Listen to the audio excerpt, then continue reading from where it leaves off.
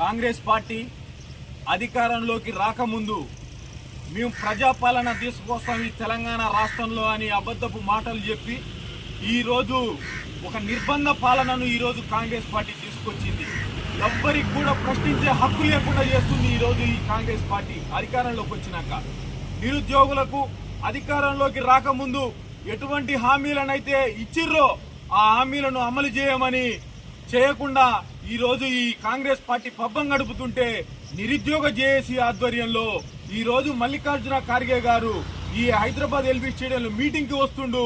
ఆయన్ని కలవడానికి మేము పోతామని ఈ పోలీసు వాళ్ళు పొద్దున్నే మమ్మల్ని తెల్లవారుజామున మా ఇండ్లకు వచ్చి మమ్మల్ని పోలీస్ స్టేషన్ లో నిర్బంధించడం జరిగింది.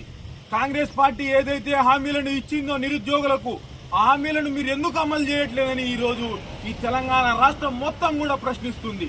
ఎందుకంటే ఎన్నో హామీలను ఇచ్చింది. చదువుకున్న పిల్లలకు ల్యాప్టాప్లు ఇస్తా అన్నది, స్కూటీలు ఇస్తా అన్నది, ఉద్యోగాలు నీకు ఎన్ని కావాలో కోరుకో అన్ని ఉద్యోగాలను మా కాంగ్రెస్ పార్టీ అధికారంలోకి వచ్చిన 6 నెలల్లోనే 1,00,000 ఉద్యోగాలను కంప్లీట్ చేస్తామని సోనియా గాంధీ కావచ్చు, మల్లికార్జున ఖార్గే గారు కావచ్చు, రాహుల్ గాంధీ కావచ్చు ఆనాడు తెలంగాణ రాష్ట్రంలో ఎన్నికల ప్రచారానికి వచ్చి ఎన్నో కల్లెబల్లి మాటలు చెప్పి నిరుద్యోగులతోటి ఓట్లేపించుకొని ఈ రోజు గద్దెనెక్కిన తర్వాత కనీసం ఒక్క హామీని కూడా అమలు చేయకుండా, ఒక్క నోటిఫికేషన్ కూడా ఇవ్వకుండా ఈ రోజు ఈ తెలంగాణ రాష్ట్రంలో నానా ఇబ్బందులకు గురి చేస్తుంది కాంగ్రెస్ పార్టీ. ఇప్పటికైనా మీరు ఈ నిర్బంధాలు మాకేం కొత్త కాదు. మీరు ఎన్ని నిర్బంధించినా మేము భయపడం.